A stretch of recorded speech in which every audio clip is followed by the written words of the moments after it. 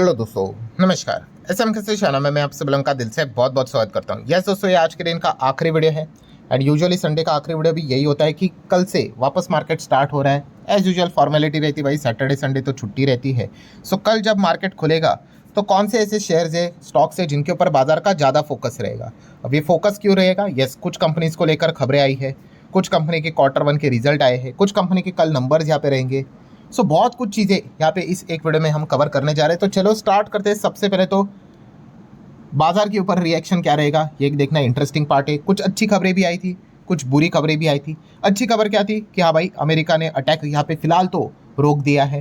ठीक है, एक स्मॉल छोटा सा एकदम 0.01% वाला सेलिब्रेशन। ठीक है, लगातार 12 दिन से अटैक चल ही रहे थे, 14 दिन से अटैक चल रहे थे, वो पहली बार उन्होंने रोक दिए। नेगेटिव पॉइंट ये है कि यूक्रेन का जो मिसाइल है भाई वो ईरान के शिप पे लग गया। ठीक है, तो वहाँ पे थोड़ा तनाव यहाँ पे बढ़ रहा है, पर देखा गया तो थोड़ा सा प्लस वाला साइन थोड़ा हमें ज़्यादा देखने को मिल रहा है। लेट्स सी कल यहाँ पे क्या होता है। ओवरऑल अगर देखा गया ब्रॉड व्यू तो हर किसी को पता ही है कि बाजार एकदम रॉकेट बनने के लिए जो सिनेरियो चाहिए वो तो फिलहाल बन नहीं रहा है, छोटी मोटी तेजी बनती रहती है। देन अगर बात करें हिंदुस्तान जिंक के ऊपर कल फोकस रहने वाला है। पहले तो हम कह सकते हैं मैनेजमेंट में बड़ा बदलाव, जो टॉप लेवल का पोजीशन होता है कंपनी का, कौन सा, सीईओ। यस, तो यहाँ पे हमें नए सीईओ की एंट्री होते हुए देखने को मिल चुकी है, तो इसको आप नोट कर सकते हो। देन अगर बात करें हिंदुस्तान जिंक ने बताया कि लगभग they invest up to $600 million इस साल, फिजिकल मतलब ये करंट फाइनेंशियल ईयर 27 की बात हो रही है। 80% कैपेक्स की अगर हम लोग यहाँ पे बात कर ले, ठीक है, जो अभी के प्रोजेक्ट्स यहाँ पे चल रहे हैं, तो उसके ऊपर फिलहाल तो कंपनी फोकस करते हुए देखने को मिलेगी। चांदी के ऊपर भी बहुत ज़्यादा फोकस करने वाली कंपनी, तो ये भी पॉइंट फिलहाल तो उन्होंने सामने रखा हुआ है। देन ऑटो सेक्टर की नंबर 1 कंपनी सबसे ज़्यादा जो गाड़ियाँ बेचती है, मारुति सुजुकी। तो मारुति सुजुकी ने भी एक बहुत बड़ा ऐलान किया है। क्या ऐलान किया है कि मारुति सुजुकी आइज, मतलब इनका टारगेट है, लक्ष्य है 9 लाख गाड़ियाँ बेचेंगे। कौन सी? सीएनजी वाली गाड़ियाँ इस फिजिकल में मतलब यही FY27 जो करंट फाइनेंशियल ईयर चल रहा है उसकी बात कर रहे हैं।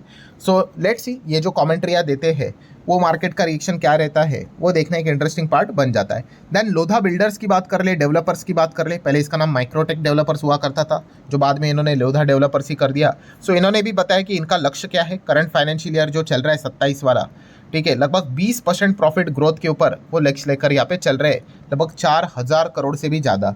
ठीक है, तो ये सारे कंपनी अपने बिजनेस के अपडेट्स देते हैं, आप सभी लोगों को पता ही है। विटामिन जी ही सबसे इंपॉर्टेंट चीज़ होती है, अगर ग्रोथ नहीं रहेगा तो वो स्टॉक मर जाता है, वो कंपनी मर जाती है, वही के वही ऐसा स्टॉक फिर चलता रहता है। सो इसलिए वो हमेशा शेयर होल्डर्स को डायरेक्टली इनडायरेक्टली इन्वेस्टर को बताने की कोशिश करते हैं वो कितना ग्रोथ यहाँ पे एक्सपेक्ट कर रहे हैं। देन दोस्तों अगर हम बात कर ले टाटा टेक्नोलॉजी, अब आप देख सकते हो टाटा टेक्नोलॉजी के भी जो सीईओ है उन्होंने भी यहाँ पे आप देख सकते हैं ग्रोथ की बात की है।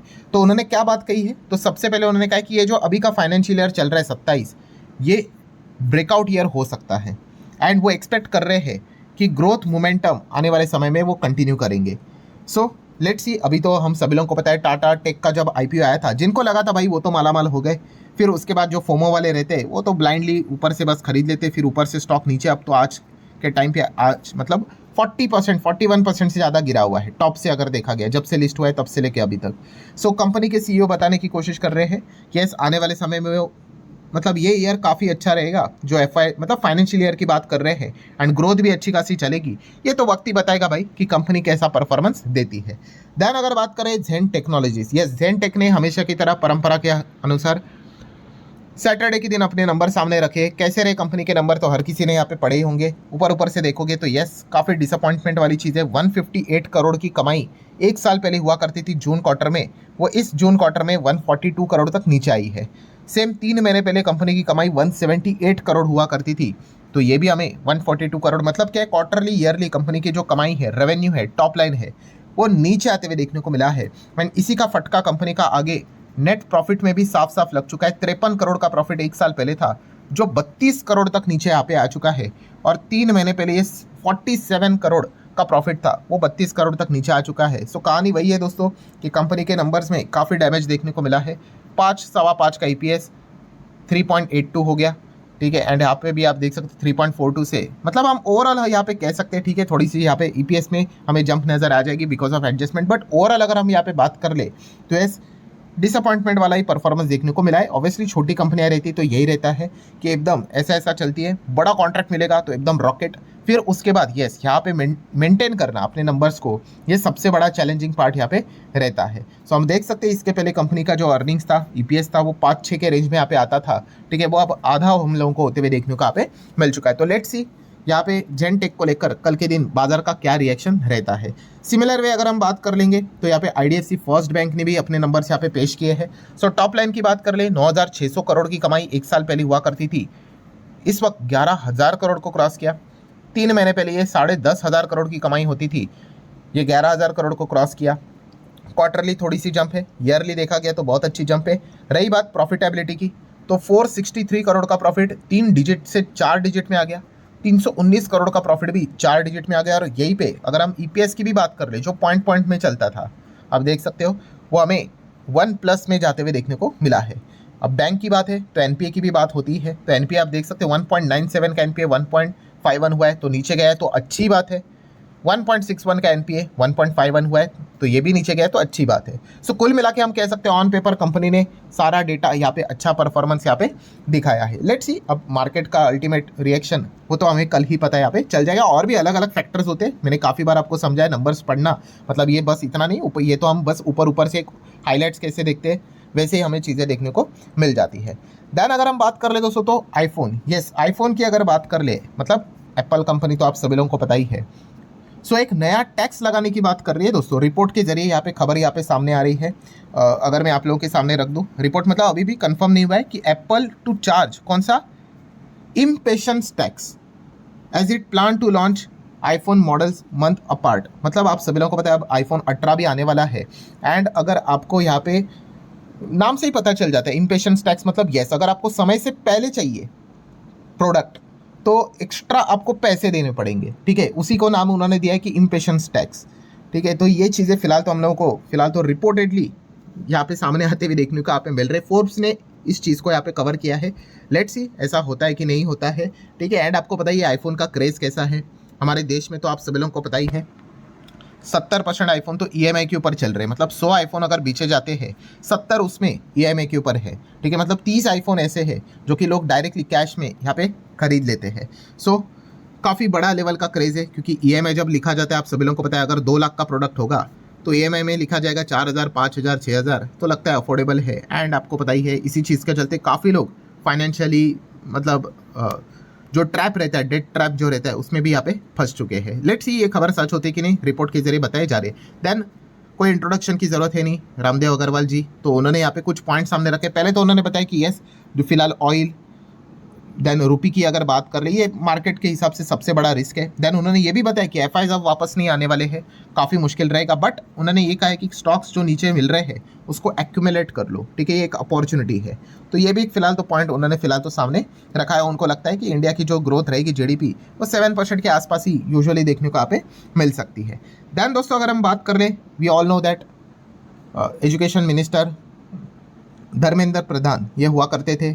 यस्टरडे हम लोग सभी लोगों ने खबर सुनी कि उन्होंने यहाँ पे रेजिग्नेशन यहाँ पे दिया है। सो ये चैप्टर तो क्लोज हो गया। अब इसके बाद अगर देखा गया दोस्तों, जो ये चीज़ें मतलब बोलते हैं ना मीम्स में चला हुआ करती थी, लोग मजाक मजाक में कहते थे अरे अगला नंबर तो E20 इथेनॉल से रिलेटेड यहाँ पे होना चाहिए। तो दोस्तों ये मजाक नहीं रहा है, ठीक है। इससे रिलेटेड एक प्रोटेस्ट जो चल रहा था उत्तर प्रदेश की अगर बात कर ले, यूपी साइड अगर कोई होंगे उनको ये पता होगा, तो वहाँ के जो विलेजर्स थे, ठीक है, वो प्रोटेस्ट यहाँ पे कर रहे थे इथेनॉल प्लांट से रिलेटेड हम यहाँ पे कह सकते हैं। तो उन्होंने अपने प्रोटेस्ट को पीछे लिया है। क्यों पीछे लिया है? क्योंकि वहाँ पे अश्योर किया गया कि भाई आपका जो भी दिक्कत है, ग्रेवेंस है, उसको यहाँ पे सॉल्व किया जाएगा, ठीक है। इसीलिए उन्होंने अपने प्रोटेस्ट को बंद किया है। बट ये तो एक पुरानी बात हो गई जो उन्होंने बंद की है। बट दूसरा प्रोटेस्ट हम लोग को ओपन होते हुए देखने को मिलने वाला है। यस आप देख सकते हैं दिल्ली टैक्सी यूनियन यहाँ पे प्रोटेस्ट करने वाली है इथेनॉल ब्लेंडेड पेट्रोल को लेकर 4 अगस्त पे दोस्तों यहाँ पे हम कह सकते हैं एक और प्रोटेस्ट हमें देखने को मिलेगा। और ये प्रोटेस्ट भी कहाँ पे जाने वाला है? Towards the parliament. मतलब सेम जो 20 तारीख को आपको बताई है कि जो एजुकेशन से रिलेटेड जो प्रोटेस्ट यहाँ पे हुआ था वो टुवर्ड्स द पार्लियामेंट ही जा रहा था और उसमें बहुत सारी चीज़ें हमें देखने को मिली थी। सेम वैसे ही अब यहाँ पे पार्लियामेंट के और ही प्रोटेस्ट जाने वाला है 4 अगस्त को, और टॉपिक यही रहेगा E20 को लेकर, ठीक है। इसमें आप देख सकते हैं Delhi taxi and tourist transport, ठीक है, टूर ऑपरेटर एसोसिएशन, ये सारे यहाँ पे प्रोटेस्ट लेकर जाने वाले हैं। और मुद्दा क्या है? तो उन्होंने डिमांड किया है भाई कि independent scientific review of ethanol blending policy यहाँ पे होनी चाहिए। एंड इसमें vehicle owner, consumer, operator and expert, इन सबका उसमें इंक्लूजन होना चाहिए, समावेश होना चाहिए कि भाई ये सारी चीज़ें देखो और फाइनली यहाँ पे आंसर लेके आ जाओ कि भाई ये जो एथेनॉल ब्लेंडिंग जो है चल रहा है, एग्जैक्टली ये क्या चल रहा है, ठीक है, एग्जैक्टली पॉलिसी क्या है। तो इसको लेकर ये डिमांड लेकर ये यहाँ पे क्या करने वाले हैं, टुवर्ड्स द पार्लियामेंट मोर्चा यहाँ पे निकालने वाले हैं, प्रोटेस्ट करने वाले 4 अगस्त को। सो ये एक नई चीज़ देखने को मिल रही है। तो मैंने भी कल एक वीडियो बनाया था, आप सभी लोगों को पता ही होगा। यस, जो हमारा एक और चैनल है let's learn stock market and finance, yes, इस पे मैंने यस्टरडे वीडियो बनाया था कि धर्मेंद्र प्रधान जी ने यहाँ पे इस्तीफा दिया है, मार्केट के ऊपर क्या इंपैक्ट पड़ेगा। अगर आपने नहीं देखा है तो देख लेना, इसमें भी ये वाला पॉइंट मैंने कवर किया था, E20 वाला। अब चाहो तो इसको देख सकते हो। वैसे आज के दिन भी मैंने एक और वीडियो यहाँ पे अपलोड किया है, ठीक है, अगर आपने ये भी नहीं देखा है तो इसको भी देख सकते हैं, इसका लिंक भी मैंने ऊपर आई बटन पे दे दिया है। सो पॉइंट ये है दोस्तों कि E20 रिलेटेड चीज़ों के ऊपर आप चाहो तो फोकस रख सकते हो, खास करके शुगर वाली कंपनियां। लेट्स सी अब एग्जैक्टली आगे क्या होता है। देन नेक्स्ट जो कंपनी है दोस्तों, इसने भी अपने नंबर सामने रखे हुए हैं। टॉप लाइन अगर बात करें 2941 से 47 हुआ है, एंड बॉटम लाइन की बात करें 6 करोड़, ठीक है, यहाँ पे आप देख सकते हैं 4 करोड़, 8 करोड़ से 10 करोड़ प्रॉफिट यहाँ पे गया है। मतलब ईयरली क्वार्टरली अच्छी खासी जंप देखने को मिली है। तो कल इस कंपनी के नंबर के प्रति क्या रिएक्शन रहेगा, आप इसको चाहो तो स्टडी कर सकते हो। Then AU small finance bank ने भी नंबर दिखाया है। नेट इंटरेस्ट इनकम ऑलमोस्ट 32% बढ़ा है, प्रॉफिट 37% से यहाँ पे बढ़ा है। SBFC की अगर बात कर ले तो टॉप लाइन की अगर बात करें 26% से ज़्यादा year on year basis jump है। एंड वहीं पे नेट प्रॉफिट में 130 करोड़ तक नेट प्रॉफिट जाते हुए देखने को मिला है। अदानी के स्टॉक वैसे भी हमारे रडार के ऊपर रहते ही है। देन कल के दिन की बात करें Q1 के नंबर्स कौन कौन से हैं तो नोट कर लेना भाई। तो एरोफ्लेक्स के नंबर को आप चाहो तो स्टडी यहाँ पे कर सकते हो, ठीक है, थोड़ा फास्ट यहाँ पे जाएंगे, एक सेकंड में जूम आउट कर लेता हूँ, ठीक है। नेक्स्ट अगर हम यहाँ पे बात करेंगे, यस, इसके नंबर को नोट कर लेना, बालाजी अमाइंस, BEL, ठीक है। देन भाग्यनगर इंडस्ट्री की अगर बात कर ले, देन कैनरा बैंक, CCL की अगर बात करें, ठीक है, कोल इंडिया, ठीक है, इन सब के नंबर को स्टडी करना है। कोफोर्ज बताने की ज़रूरत नहीं, MK। देन एवरेस्ट इंडस्ट्री की अगर बात कर ले, देन आगे बढ़ेंगे केमिकल वाली कंपनी फेयरकेम, देन उसी के साथ साथ Godfrey Phillips, Gravita, happiest mind technologies.